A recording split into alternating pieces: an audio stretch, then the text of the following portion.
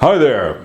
In this episode of Pro Sex Studio, we're going to be examining the very first Cohen Brothers feature film, Blood Simple, a thriller and suspense story set in Texas in the 1980s. But before we start talking about sexuality as presented in this film, please don't forget to like, subscribe, share this around on social media. All of that is a big help, and I appreciate it. I'm Brian Downs, by the way, but you probably knew that. This film opens with Ray, played by John Getz, driving through a mid-80s noir Texas night rain with Abby, a woman not his wife, in the parlance of our times. Abby is played by Frances McDormand in one of her earliest roles. If not her first role, I think it was her first role. Frances McDormand, of course, tremendously talented and accomplished. Her first line is, "Gave me a little pearl handle 38 for our first anniversary. Figure I better leave before I use it on him." She was going to shoot Anton Chekhov? No, she's of course referring to Julian Marty, her husband. Her first line is how her marriage, a sexual relationship is implied in marriage, of course, but this movie works very hard to minimize that idea that she ever had sex with her husband. But her first line is about how her marriage is so unhappy that it is teetering on the edge of a shooting with Abby on the trigger. So danger is sex. This is one of our negative memes. I've got a number of negative memes I've identified that keep repeating in film and television. They just bombard us constantly with this idea that sexuality is bad and stupid and evil, because that's how we see it portrayed in our popular fictions. And the theme of this channel is, why? Why are they doing this to us? People think we live in a sexually permissive culture, but we don't. The message we get constantly is neo-Victorian at best. Don't, you dirty, stupid, evil little girl. So, danger is sex. The negative meme, danger is sex, shows that sex is often presented as dangerous and danger is often presented as sexy. Her marriage, which again implies a sexual relationship, has led her to the brink of homicidal violence. Dangerous sex. Also, this might be the negative meme, your problem is sex. In a protagonist, interest in sex, desire for sex, having a sex life is often presented as a character flaw. It's something they need to learn to abandon or grow out of. Abby's having a sex life with her husband, again, kept almost entirely off stage, but we assume, has led her to this crisis. Interesting point. We never learn any specific reason that Abby is leaving her husband. Is he cruel? Is he unfaithful? Is he a mean drunk? He seems to share his wealth with her quite generously. We don't know. We will later see her husband engage in homicidal violence and madness, but we don't hear anything about any of that ever happening in the past. So it's never really made clear to us why she's leaving, or what has happened to make her want to leave. All we know is that Abby feels that she had better get to Houston before she puts a couple of slugs in her husband. So Ray is driving her to Houston. Now Ray is an employee of her husband's. He works at a bar that he owns. He's driving her to Houston and out of her marriage. But Ray also admits that he likes her. That's the word he uses, likes. Notice that word. It doesn't say, I want to have sex with you. It doesn't say you are attractive. It doesn't say I want to go to bed with you. He says likes. Again, keeping sex as far off stage as possible, even though this film is about sex. But within 2 screen minutes of him saying, I like you, they're in bed together in a handy motel. Now that sex scene lasts only a few seconds, and it's covered with sheets, and it's also shot in an unsettling way. The noise of traffic passing on the nearby highway is very loud. Headlights keep sweeping across the lovers in their bed. It's strange and unsettling. But again, danger is sex. Sex is presented as dangerous, or at the very least off-putting and sinister. That again lasts only a few seconds. Jump cut to the next morning. Ray is awakened in the morning by a sinister phone call from Abby's husband, asking, having a good time? He knows. He knows that they had sex. This is negative meme number one and the most common, the wanting disaster. Desiring sex, looking for sex, talking about sex, certainly having sex often leads directly to a very bad result. These two people had sex, and now the entire plot of this noir suspense thriller is going to unfold with stalkings and shootings and terror and murder. Jump cut! Right now, jump cut from that to a scene of Abby's husband, Julian Marty, played by Dan Hedaya, terrific actor, long career, meeting with private detective Lauren Visser, played by Emmett Walsh, a long gone great. Visser had been tailing Abby last night because her husband had paid him to do so, and is now reporting the motel visit to his employer. Visser also took the extra step of photographing the two through the window, and now he relishes showing those photographs of sex to his employer, saying, "I know you can get those framed." Marty says, "Why did you take these photographs at all? This isn't necessary. I mean, you were there, you knew what was going on, now you're reporting to me, the photographs aren't necessary." He doesn't want to see them, but Visser relishes having taken them and showing them to Marty when he knows very well how they will upset Marty. So, and this is a piece of genius filmmaking. Visser, who never discusses any past sexual relationship, is not in a sexual relationship, never mentions any desire to be in a sexual relationship, but is weird and sexually repulsive. Well done, Cohen brothers. The only sexuality he managed to put in this character is repulsiveness. So this sexual encounter between Abby and Ray, two entirely different people, is what's going to drive Julian to madness, murder, obsession, over the edge. Again, we haven't heard anything about Julian being crazy before, not anything specific. Now certainly he's going to go mad. Why? Because two people who aren't him had sex. One of them being his wife, who we suppose he has a sexual relationship with, but more about that in a minute. Let's just say for now, we assume that Julian has had a sexual relationship with his wife. Now she has had a sexual encounter with Ray. Now Julian is going to go crazy. Why? Because she had sex with Ray and she had sex with Julian. She's doomed both ways.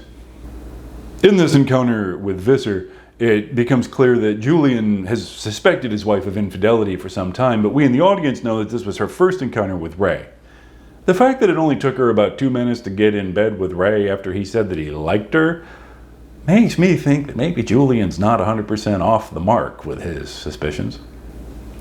Ray visits the bar to get his last paycheck from Julian. Julian refuses to give him the money and explains that Abby is an expensive piece of ass. This line is the only line that refers to their sex life together, in even the most oblique way. At no point does Abby ever mention having had sex with her husband or a sexual relationship with her husband. Julian never mentions it, no one ever mentions it. Sex, again, is kept off stage as much as possible, although it's the fact that they had a sexual relationship that has driven Julian to madness. If it had been his housekeeper who slept with Ray, he wouldn't care. So we have minimum sex, maximum madness. We're back to dangerous sex. Moving right along, Abby and Ray are at Ray's house that night. They had sex at the motel the night before. Neither has raised any objection to that. Neither has said, hey, that was a mistake, let's not do that again. She is going to spend tonight at his house, but for some reason unknown to humankind, Ray tells her she can sleep in the bed while he sleeps on the couch, but she insists on taking the couch. She won't put him out of his own bed in his own home. And then we get the most crucial sequence in the film. We get Abby lying on the couch wearing a nightgown, staring up at the ceiling fan. This is intercut with Julian sitting in his office at his bar, staring up at another ceiling fan, losing his mind. Abby gets up. It's dark. The room is lit in chiaroscuro shadows, just like any noir, just like any suspense thriller. She creeps silently down the hall, an intense look on her face, toward Ray's bedroom. She slips down the hall. She enters the bedroom. He is asleep. At the last moment, he opens his eyes. Just before, she descends on him, disappearing out of the frame like a killer, like a vampire. All of this done to the accompaniment of suspenseful piano music. In other words, this lead up to a sexual encounter is shot like the lead up to a murder. Dangerous sex. We're presenting this sequence in a way designed to create anxiety in the audience. These are two people who had sex less than 24 hours ago, seem to be very happy to be in a sexual relationship, they're attracted to one another, they are consenting to have sex. Now, if you are allegedly in a monogamous relationship with someone, as she was with her husband, then stay in a monogamous relationship. If you're leaving that relationship, then tell the person you're leaving. Don't have sex outside the relationship. It's a recipe for trouble. Not usually this dramatically or this terminally, but that's my advice. That aside, though, they have already established their sexual relationship. So why is this shot like it's this big moment of suspense to make you feel anxious about sex? How are we going so far? Enjoying it? I enjoy thinking about stuff like this.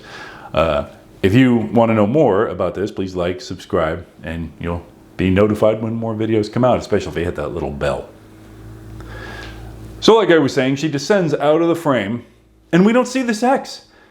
We barely see them touch. We certainly don't see them kiss or make love. We just have the camera pointed outside the large window that Ray's bed is beside that has no curtains on it. And we see time speed up outside. It goes from night to day. And then we see Abby sit back up into the frame, just as dressed as she was before. And she gets up and she walks down the hall, which is still in shadow, although a different tone of shadow at this time of day. She retraces her steps down the hallway. We still get the tense piano. And then she's attacked by Julian, who has slipped into the house.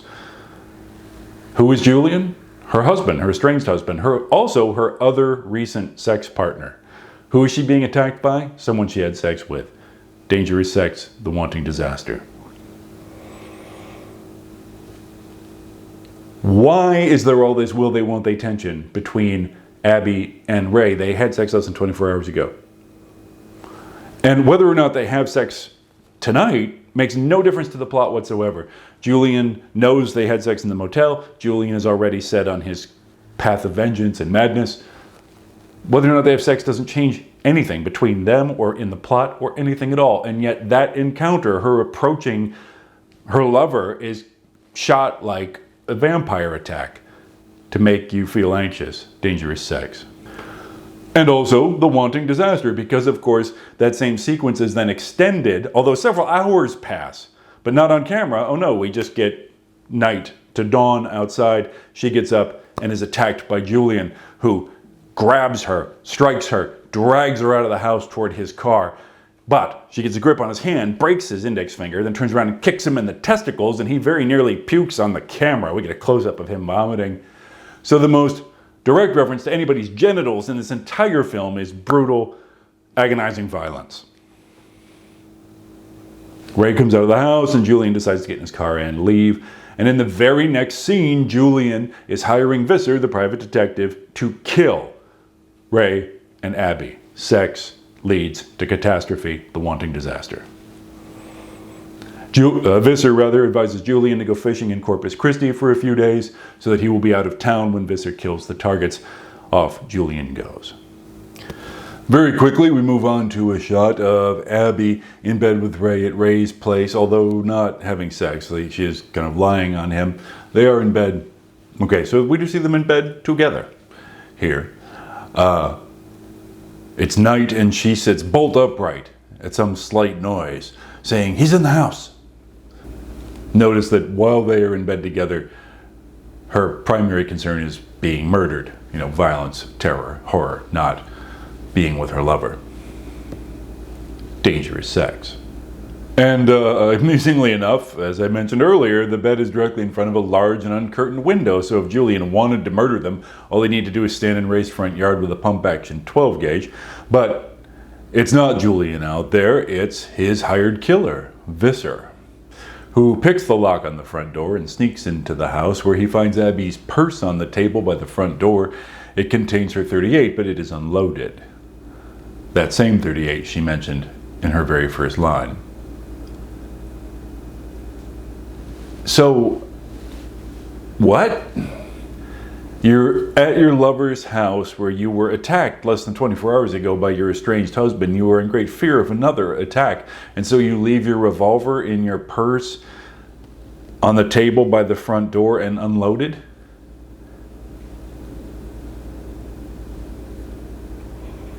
But anyway, the .38 is what Visser really wanted. Next thing we know, he's meeting with Julian in the back room of Julian's bar. He tells Julian that the lovers are dead at his hand. He shows Julian a photograph of the two of them in bed, full of bullet holes.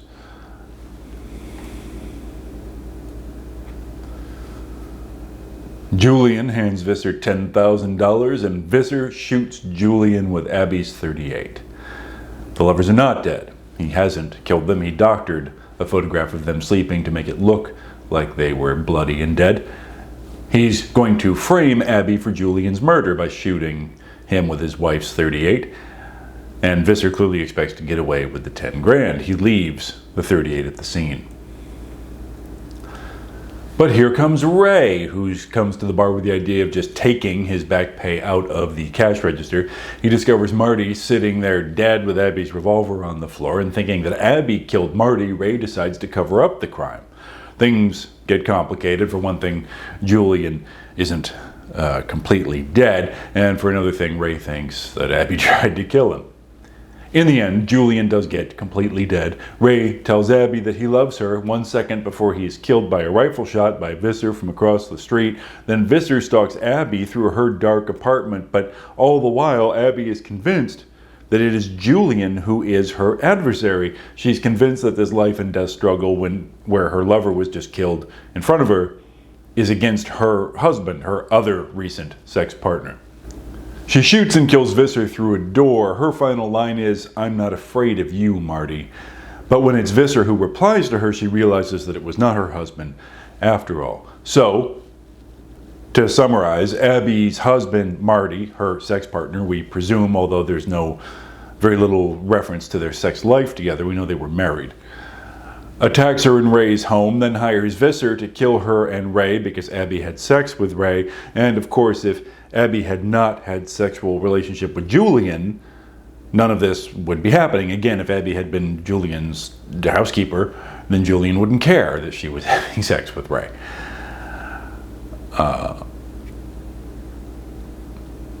Then Abby believes that she's certainly seen her lover, Ray, killed before her in gory fashion, and then believes that she has killed her other sex partner, her estranged husband, in the final confrontation. But it just turns out to be Visser, who she's never had sex with, but who is sexually repulsive in spite of never mentioning ever being in a sexual relationship or desiring one.